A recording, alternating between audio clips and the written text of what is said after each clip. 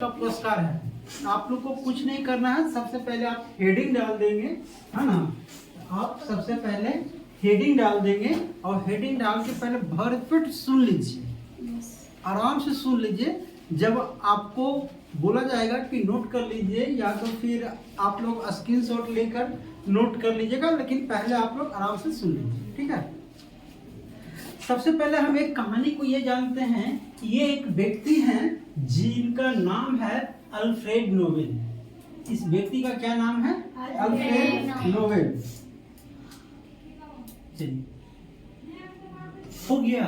अब Alfred Nobel के बारे में अगर हम थोड़ा सा जानने की सबसे पहले प्रयास करें तो ये एक महान व्यक्तियों में से एक व्यक्ति माने जाते हैं। और ये अल्फ्रेड नोबेल है क्या? तो कहा गया कि यह इंटरनेशनल लेवल का एक पुरस्कार है। पूरे दुनिया का सबसे बड़ा पुरस्कार की अगर बातें होगी तो वह सबसे बड़ा पुरस्कार के अंतर्गत ये आएगा, है ना।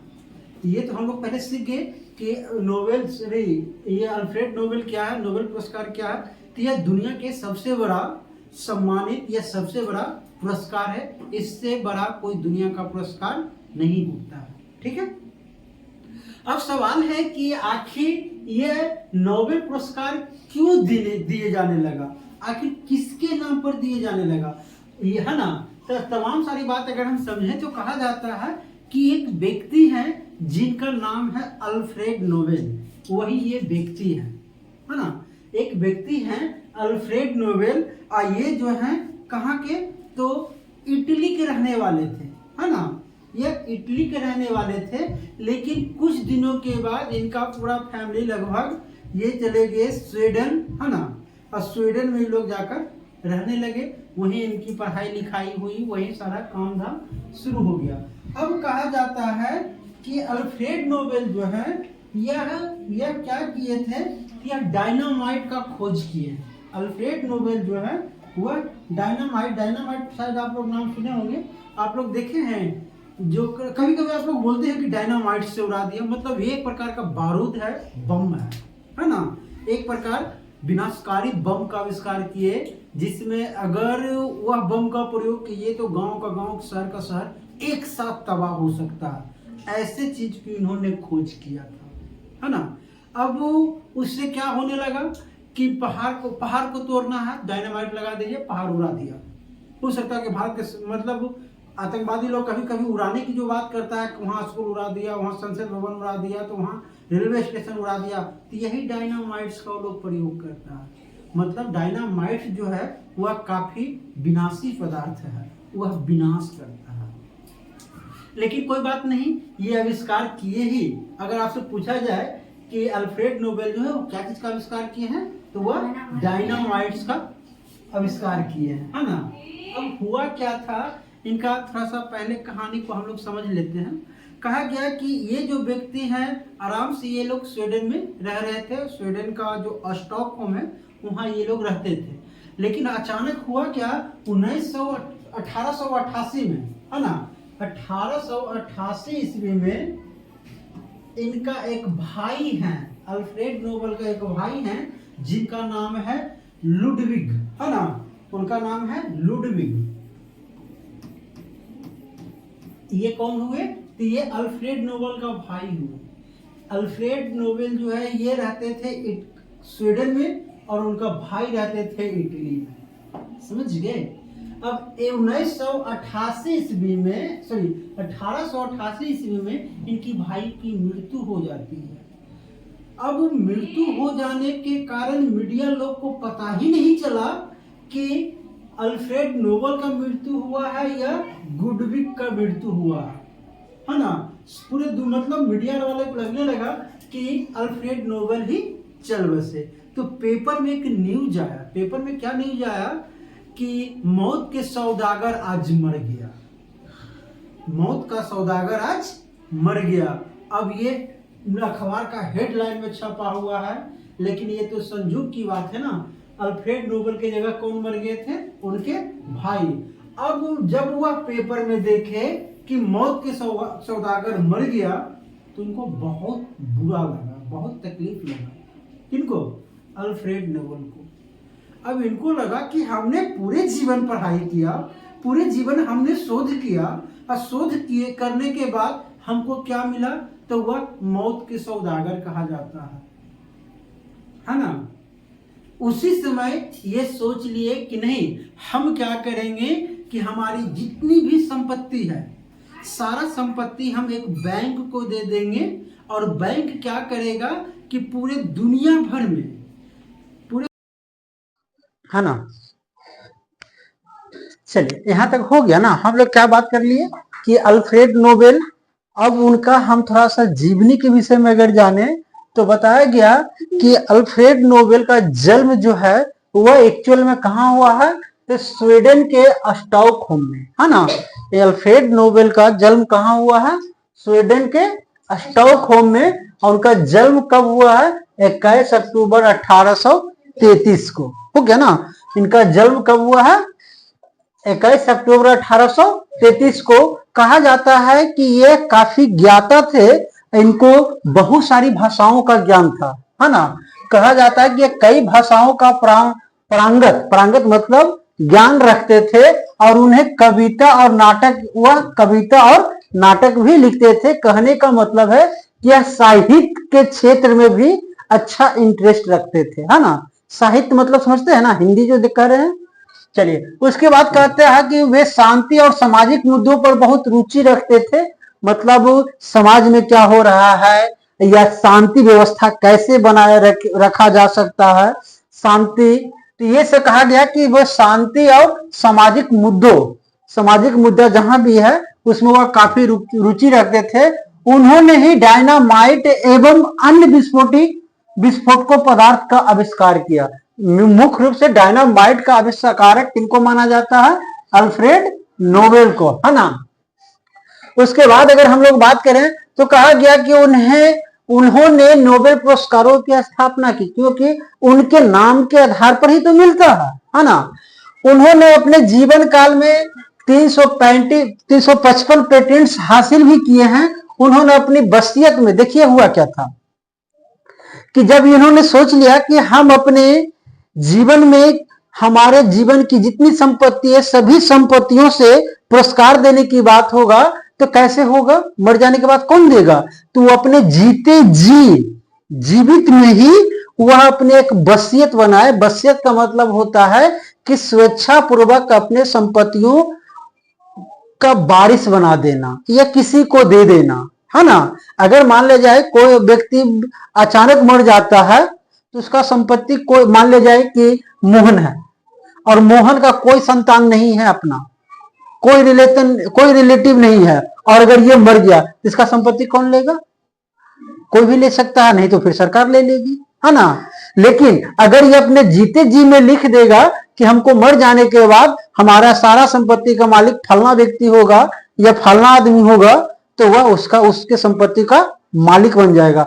वही कहा गया कि उन्होंने अपनी वसीयत में अपनी जायदाद, दौलत एवं अन्य लोग को देने का फैसला किया। बोले कि हमारी जितनी संपत्ति है वो सारी संपत्ति जो है वह अन्य लोगों के देने के काम आए।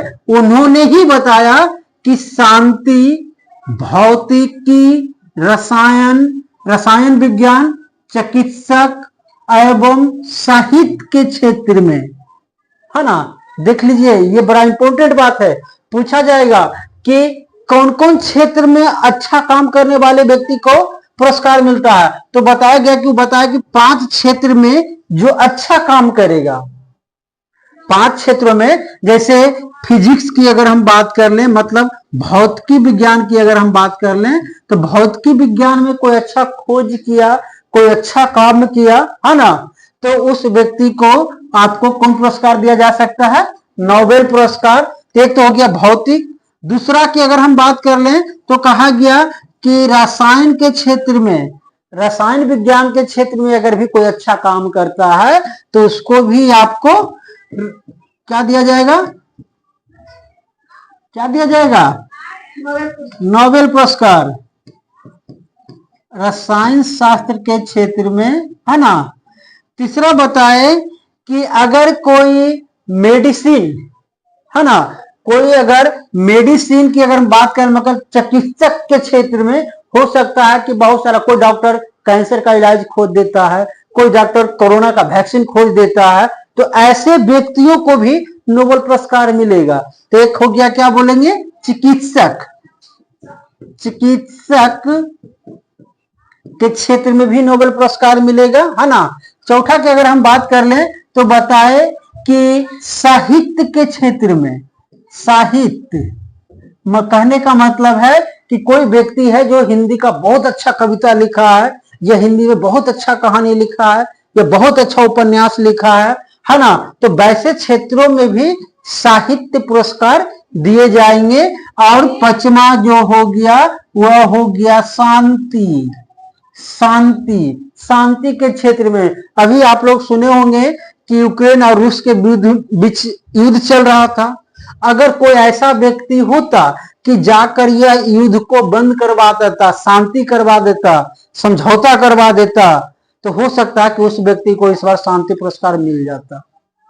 समझ गए, शांति पुरस्कार मतलब कहीं विवाद हो रहा है एक देश से दूसरे देश के बीच में, और कोई व्यक्ति जाके दोनों को सुलह करवा दिया, शांत करवा दिया, है ना, तो उसको भी आपका पुरस्कार मिलेगा। तो आपको पूछा जा सकता है कि बताइए नोबेल पुरस्कार कुल कितने क्षेत्रों में दिए जाते हैं, तो 5 क्षेत्रों में दिए जाते हैं, कुछ नहीं, फिजिक्स, केमिस्ट्री, बायोलॉजी, बायोलॉजी मतलब विज्ञान, सॉरी चिकित्सक, फिजिक्स, केमिस्ट्री, बायोलॉजी, शांति और साहित्य, कुल कितने क्षेत्र हो गए, 5 क्षेत्र। हर साल या 5 क्षेत्रों में जो लोग अच्छे अच्छे काम करेंगे उनको पुरस्कार दिया जाएगा। कभी कभी ऐसा भी होता है कि फिजिक्स में अगर मान लिया जाए कि 2 आदमी मिलके कोई अच्छा काम किया, तो बताइए किसको मिलेगा, तो दोनों व्यक्ति को मिलेगा, है ना। अगर 2 आदमी मिलके कोई चीज का, कैंसर का इलाज ढूंढ दिया, तो क्या बोलते हैं, चिकित्सक के क्षेत्र में तो दोनों व्यक्ति को गिफ्ट में, सॉरी पुरस्कार मिलेगा, समझ गए ना। अगर 2 से अधिक 3 व्यक्ति रहा तो तीनों व्यक्ति को मिलेगा, है ना। कौन क्षेत्र बताया गया था, तो सबसे पहले क्या कहा गया, फिजिक्स मतलब भौतिक विज्ञान के क्षेत्र में, क्या कहेंगे, भौतिक विज्ञान के क्षेत्र में मिलेगा। दूसरा जो होगा वह आपका रसायन के क्षेत्र में मिलेगा, रसायन विज्ञान के क्षेत्र में मिलेगा, है ना। तीसरा जो हम लोग देखेंगे तो चिकित्सक मतलब बायोलॉजी में देखेंगे तो चिकित्सक के क्षेत्र में मिलेगा।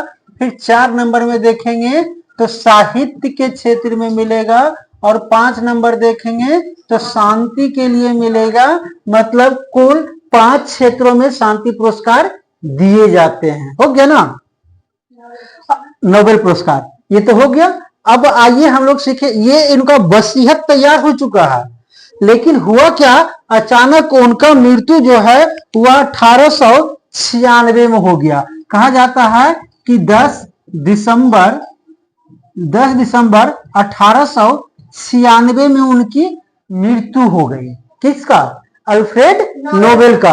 अब मरने के बाद नोबेल पुरस्कार देना है, तो कहा जाता है कि 5 वर्षों के बाद, उनके मरने के 5 वर्षों के बाद नोबेल पुरस्कार 1901 ईस्वी से देना शुरू कर दिया गया। समझ गए ना, 5 वर्षों, उनकी मृत्यु कब होती है, 10 दिसंबर 1896 को। अब 96 में 5 जोड़ेंगे तो 1901 आ जाएगा। 1901 से नोबेल पुरस्कार देना शुरू हुआ। कुल कितने क्षेत्रों में, 5 क्षेत्रों में। हो गया। मतलब आपको पूछा जाएगा कि सर्वप्रथम नोबेल पुरस्कार कब दिया गया था, तो 1901 ईस्वी में। पहला क्वेश्चन आपका कंप्लीट। सर्वप्रथम नोबेल पुरस्कार कब दिया गया, तो 1901 ईस्वी में। और कुल कितने क्षेत्र में दिए जाते थे, तो यह 5 क्षेत्रों में दिया जाता था। हो गया ना। अब सवाल है कि अब तो ये देने वाले जो व्यक्ति हैं वो तो रहे नहीं, तो आखिर कौन देगा, तो सब पुरस्कार देने का काम अलग अलग करता है ना।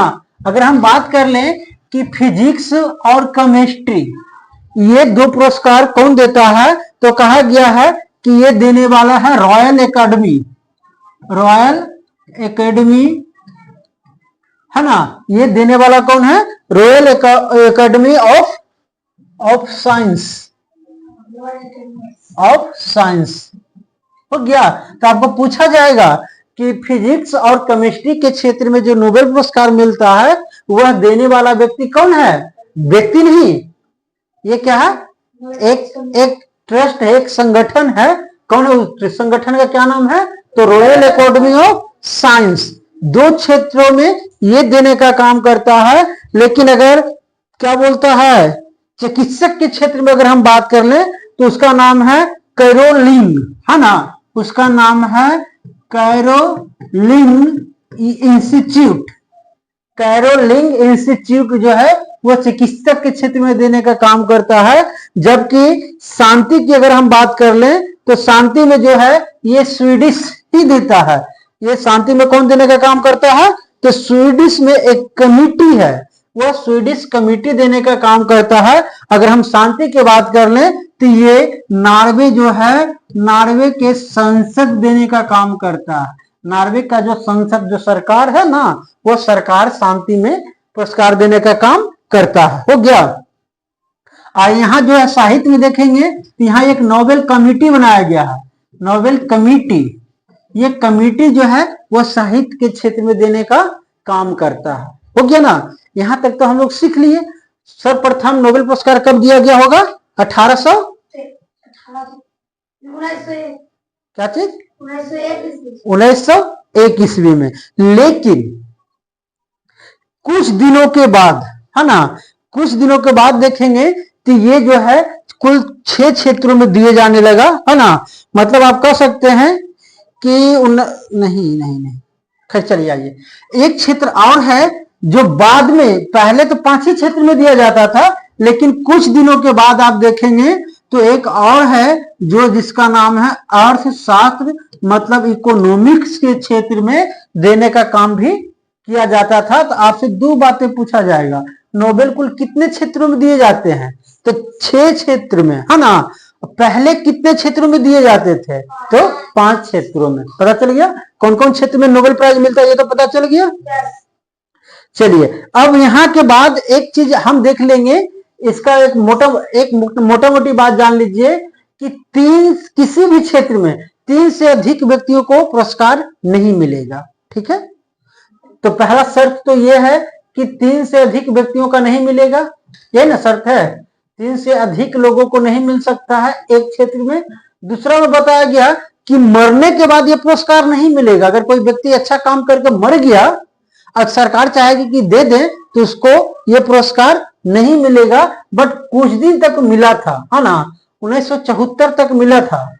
1974 तक जो है मरने उपरांत, मतलब मरणोपरांत जो है, मरणोपरांत मिला था। लेकिन 1974 के बाद बंद कर दिया गया कि जीवित व्यक्ति को ही नोबेल प्राइज मिलेगा।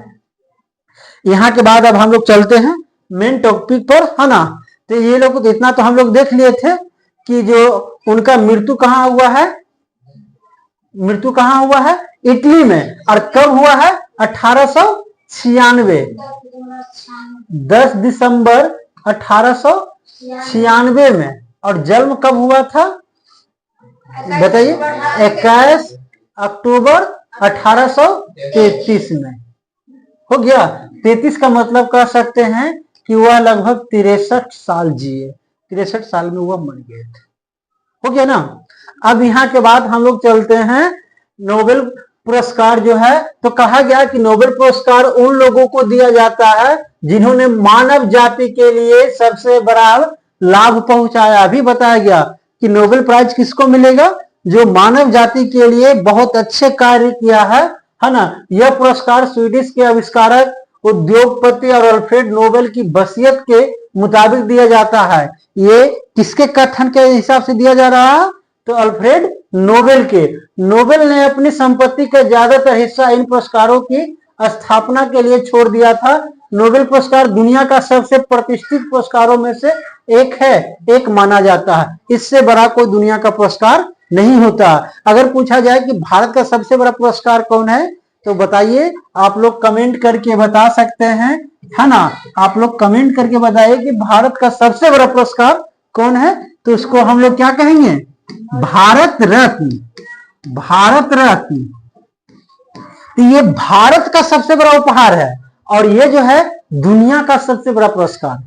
ये भारत का सबसे बड़ा पुरस्कार है और वह दुनिया का। तो बताइए कि दोनों में बड़ा कौन हुआ? ये दुनिया वाला, इसमें पूरे दुनिया को मिल सकता है। यहाँ के बाद चलिए हम लोग बात करते हैं ये भौतिकी के क्षेत्र में, मतलब फिजिक्स के क्षेत्र में किन व्यक्तियों को दिया गया और क्यों दिया गया, दो बातें। तो कहा गया कि फिजिक्स के क्षेत्र में दो लोगों को दिया गया है ना, दो लोगों को दिया गया है। एक का जो नाम है, एक का नाम है, चलिए यहां रख देते हैं, एक का जो नाम है और दूसरा नाम हम देखेंगे, हो गया। पहला नाम जो है वह कहा गया कि कॉफरी, चलिए पहला नाम जो है वह उसका क्या नाम है, तो कैफरी हिंगडॉम, हो गया ना। पहला जो नाम है वह क्या नाम है, कैफरी हिंगडॉम, और दूसरा जो नाम है जॉन क्या है, हॉपफील्ड, है ना। इसका क्या नाम है, तो जॉन हॉपफील्ड, हॉपफील्ड ये कहा गया। और ये दूसरा जो हम देखेंगे ये क्या है, कॉफरी, कॉफरी हिंगडॉन, हिंगडॉन, हिंगडॉन, है ना। तो चलिए अगर आपको पूछा जाए कि फिजिक्स में मतलब या भौतिकी के क्षेत्र में जो है यह पुरस्कार किसको दिया गया है, तो पहले एक बात और सीख लीजिए। कहा गया कि इनका जो मृत्यु का दिवस है वो कितना अक्टूबर बताया गया था, 10 दिसंबर, 10 दिसंबर 1896। इस दिन ही इनको मृत्यु हुआ है और मृत्यु के 5 वर्षों के बाद यह पुरस्कार मिलना शुरू हुआ था 1901 से, 1901 से। तो इसलिए यह पुरस्कार जो है दिसंबर मंथ में दिए जाते हैं, हर साल दिसंबर में, समझिए, हर साल दिसंबर में दिए जाएंगे। तो बताइए क्या इस 2024 में दिसंबर आ चुका है? नो, अभी आया नहीं है, आने वाला है। इसीलिए घोषणा किया गया है इन लोगों का नाम कि फिजिक्स के क्षेत्र में 10 मतलब दिसंबर में इन्हीं को पुरस्कार दिया जाएगा। आया बात समझ में? इन लोगों को अभी मिला नहीं है, मिलने वाला है। कब मिलेगा? नवंबर आ चुका है, दिसंबर में मिलने वाला है, लेकिन मिलने से पहले ही उसका नाम का घोषणा कर दिया जाता है। क्योंकि अगर भारत का मान लीजिए किसी व्यक्ति का नाम घोषणा किया जाएगा तो फिर वहां जाने के लिए वो अपना तैयारी करेगा, व्यवस्था करेगा, पासपोर्ट बनाएगा, वीजा बनाएगा, तभी ना कहीं जाएगा। इसीलिए उसका नाम पहले अनाउंसमेंट कर दिया जाता है ताकि उस दिन वहां जाकर वो अपना पुरस्कार ले सके। हो गया। चलिए, तो आपको पूछा जाएगा कि ये हर साल कब दिया जाता है? दिसंबर महीने में, है ना। चलिए अब आइए हम लोग बात करते हैं कि फिजिक्स के क्षेत्र में दो व्यक्तियों को दिया गया है। पहला व्यक्ति जो है वो कॉफरी हिंगडॉम है और दूसरा जो है जॉन फील्ड है ना, जॉन फील्ड है। चलिए हॉपफील्ड उतना छोड़ दीजिए। अब आइए अगर हम इसको याद रखने के लिए बात करें तो याद रखने के लिए एक सिंपल तरीका है। ये दो नाम थोड़ा सा याद रखना मुश्किल होता है, तो इसमें हम लोग क्या याद रखेंगे कि फिजिक्स को बस करने, मतलब फिजिक्स के अगर कोई भौतिकी के सबसे बड़े वैज्ञानिक है तो उनका नाम है न्यूटन, जो 6 क्लास तक ही पढ़ना शुरू हो जाता है ना। तो कहा गया है कि फिजिक्स के सबसे फेमस जो है या सबसे प्रसिद्ध वैज्ञानिक जो है वह न्यूटन है। इसीलिए आप लोग को कहा गया कि फिजिक्स को बस में न्यूटन को ब्रेन से उम्मीद है। ये समझा? कह रहा कि फिजिक्स को बस न्यूटन के ब्रेन से उम्मीद है। कह रहा कि फिजिक्स को बस केवल किससे उम्मीद है? तो न्यूटन के ब्रेन से क्या है? उम्मीद है, उम्मीद है। अब देख लीजिए, उम्मीद को हम लोग क्या कहते हैं? Hope, HOP, hope. Hope means आशा या उम्मीद जो होता है ना। होप मीन आशा या उम्मीद। तो होप से क्या हो जाएगा? हॉपफील्ड। क्या हो जाएगा? हॉपफील्ड। और यहाँ एक नाम है क्या है? कॉफरी हिंगडॉम, हिंगटन होगा, हिंगटन ना, गलत लिखा गया, हिंगटन। तो कहा गया कि दूसरा नाम जो होगा कॉफरी हिंगोल्टम हो गया। तो पहला कौन का नाम कहोगे? दो नाम बताया गया, पहला नाम क्या कहोगे? जॉन हॉपफील्ड, जॉन हॉपफील्ड, और दूसरा का क्या कहोगे? कॉफरी हिंडोम। तो फिजिक्स के क्षेत्र में ये दो व्यक्ति क्यों दिया गया इनको, ये ऐसा कौन सा काम किए? तो देखिए यहाँ कह रहा है कि उन्होंने मशीन लर्निंग के क्षेत्र में उपयोगी विधियों का विकास किया है, इसलिए इनको फिजिक्स के क्षेत्र में नोबेल पुरस्कार दिया गया है। हो गया। उसके बाद दूसरा क्षेत्र कौन बताया गया था? रसायन, केमिस्ट्री के क्षेत्र में, और केमिस्ट्री के क्षेत्र में कुल 3 दिया गया है ना। केमिस्ट्री के क्षेत्र में कुल कितने पुरस्कार दिए गए? कितने व्यक्तियों को पुरस्कार दिए गए? 3 व्यक्तियों का, जिनका नाम है डेविड बेकर, दूसरा है डेमिस हसाबिस, दूसरा नाम क्या है? डेमिस हसाबिस, और तीसरा जो है जॉन जंपर, जॉन जंपर। ये 3 व्यक्तियों को किस क्षेत्र में पुरस्कार दिया गया है? किस क्षेत्र में? हाँ, तो कहा गया कि ऐसा ही कौन सा काम किए? तो कह रहे हैं कि बेकर जो है वो प्रोटीन के डिजाइन में उनका काम किए हैं, मतलब प्रोटीन को डिजाइन करने के लिए उसका काम किए हैं, इसलिए उसको क्या कहा गया?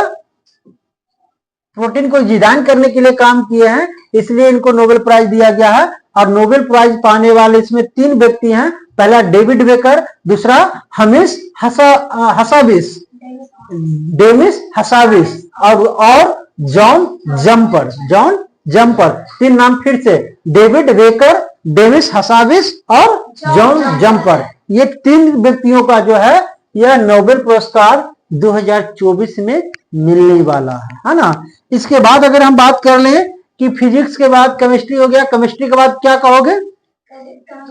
केमिस्ट्री के बाद बायोलॉजी, बायोलॉजी जिसको हम लोग फिजियोलॉजी भी कहते हैं, फिजियोलॉजी भी वही हो गया और मेडिसिन भी वही हो गया है ना। सब लगभग विज्ञान से ही संबंधित है, सॉरी बायोलॉजी से ही संबंधित है ना। तो कहा गया कि इनको क्यों दिया गया?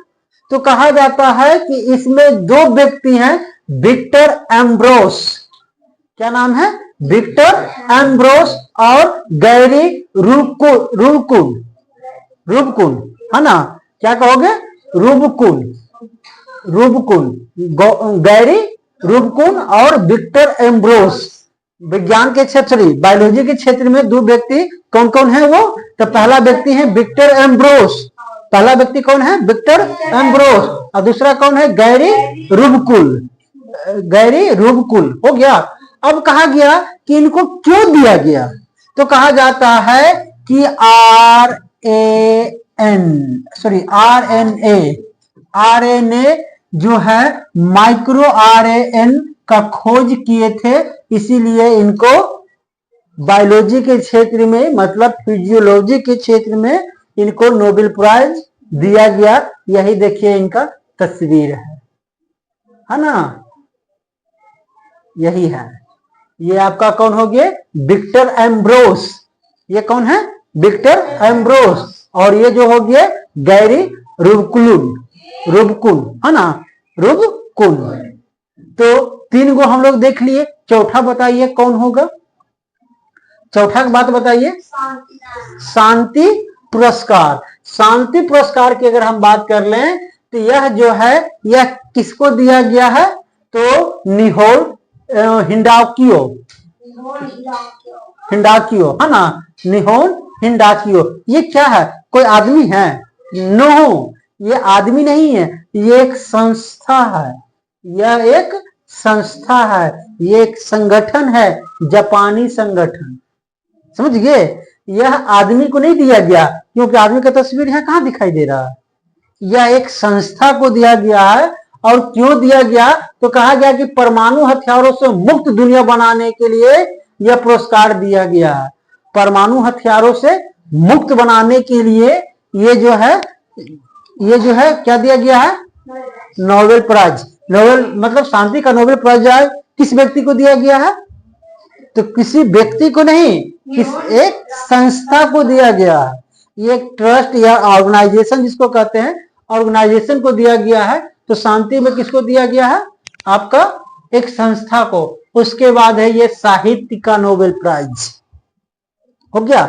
साहित्य का अगर हम बात कर लें तो साहित्य का नोबेल प्राइज जो है वह दक्षिण कोरिया का क्या नाम है उसका, हांगकांग, क्या नाम है, हांगकांग, हो गया। साहित्य के क्षेत्र में किसको दिया गया है, हांगकांग को, किसको दिया गया है, हांगकांग। ये क्यों, तो कहा गया कि उन्होंने पुरस्कार अपने गहन काव्यात्मक गद्य के लिए दिया गया है। हांगकांग की कृतियों में ऐतिहासिक आघातों और मानव जीवन को नाजुकता को उजागर किया गया है, हो गया। तो इस व्यक्ति को क्या नाम दिया गया है, हांगकांग, हो गया। चलिए, तो साहित्य के क्षेत्र में किसको मिला, हांगकांग को, हो गया। उसके बाद सबसे लास्ट में ये जोड़ा गया, आप लोग को बताए थे कि पहले 5 ही क्षेत्र में मिलता था, यह छठा क्षेत्र की अगर हम बात कर लें तो छठा जो है यह लास्ट में जोड़ा गया था, लगभग 1969 के आसपास, है ना। अब यह जोड़ा गया। अब कहा गया कि आर्थिक क्षेत्र में क्यों दिया गया, इकोनॉमिक्स के क्षेत्र में क्यों दिया गया, तो उनके शोध से राजनीतिक और आर्थिक संस्थाओं के बीच संबंधों का विकास और असमानता, उनके प्रभावों के बारे में जानकारी मिली, इसीलिए इसमें कुल 3 व्यक्तियों को दिया गया है। पहला जो है वह डेरॉन एस मोगलू, है ना, डेरॉन एस मोगलू, और दूसरा जो है वह साइमन जॉनसन, दूसरा जो है साइमन जॉनसन, और तीसरा जो है जेम्स रॉबिन्सन, हो गया। ये इस क्षेत्र में दिया गया। ये तो एक सामान्य जानकारी है जो आप लोगों को जानना चाहिए। इसके बाद अब सवाल, इसके बाद की हम लोग बात करते हैं, इसके बाद क्या हम लोग को करना चाहिए, तो कहा गया कि ये तो पूरे दुनिया में मिलने वाला पुरस्कार है। अब हमको केवल ये जानना है कि ये जो पुरस्कार है सबसे पहले किस भारतीय को मिला। अरे कोई ऐसा व्यक्ति होगा ना जो सबसे पहले भारत में लाया, क्योंकि यहाँ पूरे दुनिया में 200 देश के लोग वहां जाता है पुरस्कार लाने के लिए। अब इंडिया में अगर ये पुरस्कार आता है तो यह बहुत आश्चर्यजनक की बात है ना। तो सबसे पहले एक व्यक्ति हैं जिनको ये दिया गया था। पहला व्यक्ति है रविंद्रनाथ टैगोर, रविंद्रनाथ टैगोर, है ना, रविंद्रनाथ टैगोर, है ना। सर्वप्रथम रविंद्रनाथ टैगोर सर्वप्रथम भारत में प्राप्त करने वाले ये प्रथम भारतीय हैं जिनको नोबेल प्राइज दिया गया था। क्यों और कब, तो कहा जाता है कि 1913 में दिया गया है, 1913 में दिया गया है। कब, बिहार विभाजन के बाद, बिहार विभाजन के बाद ये दिया गया है। और इसी समय देखेंगे कि 1911 में दिल्ली दरबार चलती है, इतिहास में पढ़ना होता है, दिल्ली दरबार चलता है और वहां सबसे पहले ये गाए थे जन गण मन अधिनायक जय है, 1911 में वहां गाए थे। आया समझ में, देखिए क्या है, तो भारत में सबसे पहले नोबेल पुरस्कार प्राप्त करने वाला प्रथम भारतीय कौन है, रविन्द्रनाथ टैगोर। और दूसरा अगर हम बात कर लें कि इनको क्यों दिया गया, तो यह एक बहुत फेमस पुस्तक लिखे थे जिसका नाम था गीतांजलि।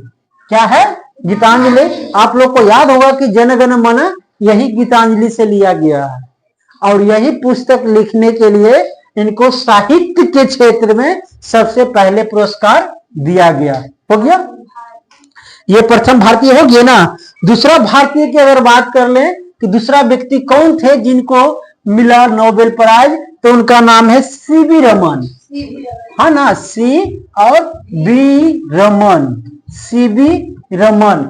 क्यों दिया गया था, तो रमन प्रभाव के लिए। किसके लिए दिया गया है, रमन प्रभाव के लिए, रमन प्रभाव के लिए दिया गया 1930 ईस्वी में। हो गया। तो आपको पूछा जाएगा कि प्रथम भारतीय कौन है जिनको नोबेल प्राइज दिया गया, तो रविन्द्रनाथ टैगोर। दूसरा व्यक्ति कौन है, सीवी रमन, जिनको क्या दिया गया, जिनको रमन पुरस्कार, रमन प्रभाव के लिए। ये फिजिक्स में, फिजिक्स का एक टॉपिक है रमन प्रभाव, और रमन प्रभाव इफेक्ट के लिए ही इनको 1930 में क्या दिया गया, नोबेल पुरस्कार। हो गया। आइए थोड़ा सा इनके बारे में जाने। कहा जाता है कि इनका जो है 28 इन्हीं के जन्म दिवस पर 28 फरवरी जो है 28 फरवरी को क्या मनाया जाता है? राष्ट्रीय विज्ञान दिवस। आगे समझ में? ये जो सीवी रमन है इन्हीं के लिए क्या मनाया जाता है? 28 फरवरी को राष्ट्रीय विज्ञान दिवस। पूछा जाएगा कि राष्ट्रीय विज्ञान दिवस कब मनाया जाता है, तो क्या कहोगे? 28 फरवरी को। हो गया ना। दूसरा में अगर हम बात कर ले कि तो प्रथम भारतीय हैं जिनको नोबेल प्राइज दिया गया था। अब हम दूसरा चीज में क्या देखेंगे कि भारत मूल के वो प्रथम व्यक्ति कौन है जो भारत मूल के रहने वाले हैं।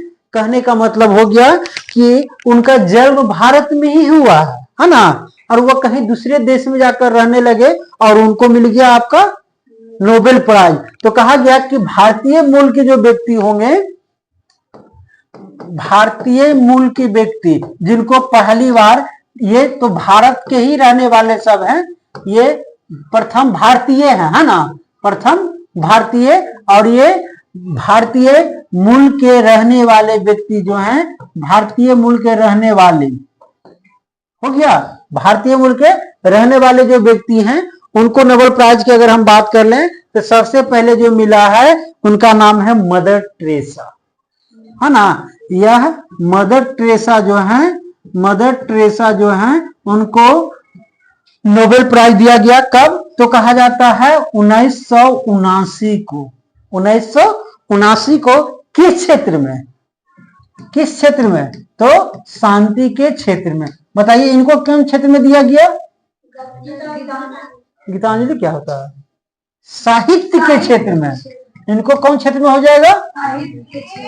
और रमन वाला जो होगा यह कौन क्षेत्र में? फिजिक्स में। रमन प्रभाव फिजिक्स का टॉपिक है ना। प्रकाश का परिकिरणन जो पढ़ेंगे ना, तो प्रकाश का परिकिरणन जो है ये आपका, तो ये इसी के लिए, उसी को रमन इफेक्ट कहा गया। प्रकाश का परिकिरणन की जो प्रक्रिया है उसी को रमन इफेक्ट कहा गया है। और रमन इफेक्ट के कारण उनको 1930 में पहला बार कौन क्षेत्र में मिलेगा? भौतिक विज्ञान के क्षेत्र में। और ये जो मदर टेरेसा है इनको 1979 में कौन क्षेत्र में मिल रहा है? शांति के क्षेत्र में। दूसरा व्यक्ति है उनका नाम है अमर्त्य सेन। तुम लोग पढ़ा भी होगा, इनका लेख कहीं कभी पढ़ने को मिलता है। तो इनको जो है सर्वप्रथम कब मिला? तो 1998 में किस क्षेत्र में? 1996 के कौन सा क्षेत्र कहेंगे? तो अर्थशास्त्र के क्षेत्र में। अर्थशास्त्र के क्षेत्र में प्रथम, ये सभी भारतीय मूल के व्यक्ति हैं, है ना। और सबसे बात तीसरा नंबर पर अगर हम कर लें तो उनका नाम है कैलाश सत्यार्थी। क्या कहोगे? कैलाश सत्यार्थी। इनको भी नोबेल प्राइज जो है 2014 में मिला है ना। ये सभी भारतीय मूल के व्यक्ति हैं, दूसरे देश में रह रहे हैं। हो गया ना। तो ये भारतीय मूल के व्यक्ति हैं, दूसरे देश में रह रहे हैं। और इनको जो है किस क्षेत्र में मिला है? तो कहा गया कि शांति के क्षेत्र में। शांति के क्षेत्र में। उसके बाद अगर हम लोग थोड़ा सा बात करें,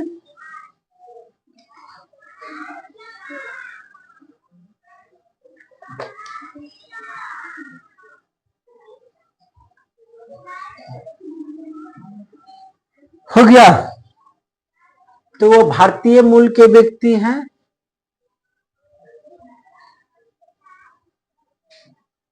यहां के बाद हम लोग क्या अब तीसरा में कौन बात करेंगे? तीसरा में जो व्यक्ति होंगे, ऐसे व्यक्ति जिनका जन्म भारत में हुआ है ना। वो है विदेश के लोग लेकिन उनका जन्म भारत में हुआ है, तो उनको भी मिला, मतलब भारत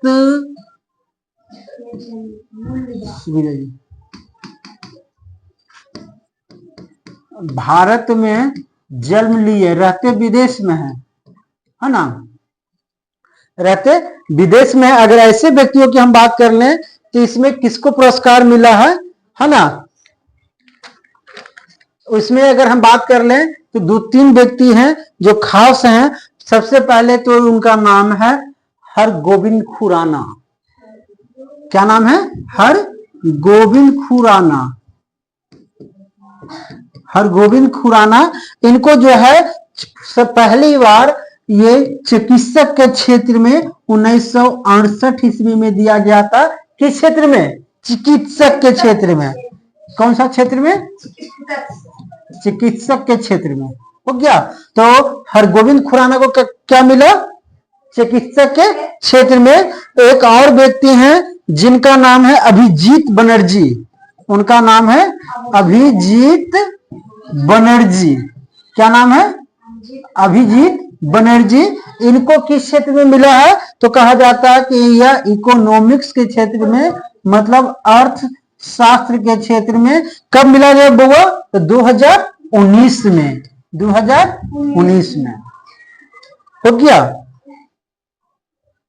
चलिए, उसके बाद अगर हम बात कर ले कि कुछ ऐसे भी व्यक्ति हैं जो बाहर से आके इंडिया में रहे और उनको नोबेल प्राइज मिल गए, तो वह व्यक्ति हैं, मतलब भारत में शरण लेने वाले व्यक्ति है ना। भारत में शरण लेने वाले जो व्यक्ति हैं, शरण लेने वाले, उनको भी यह पुरस्कार दिया गया है, जिनका नाम है दलाई लामा। दलाई लामा। हो गया। इस प्रकार आप देखेंगे तो ये तमाम क्षेत्रों में आप लोग को बताया गया है। चलिए, इसका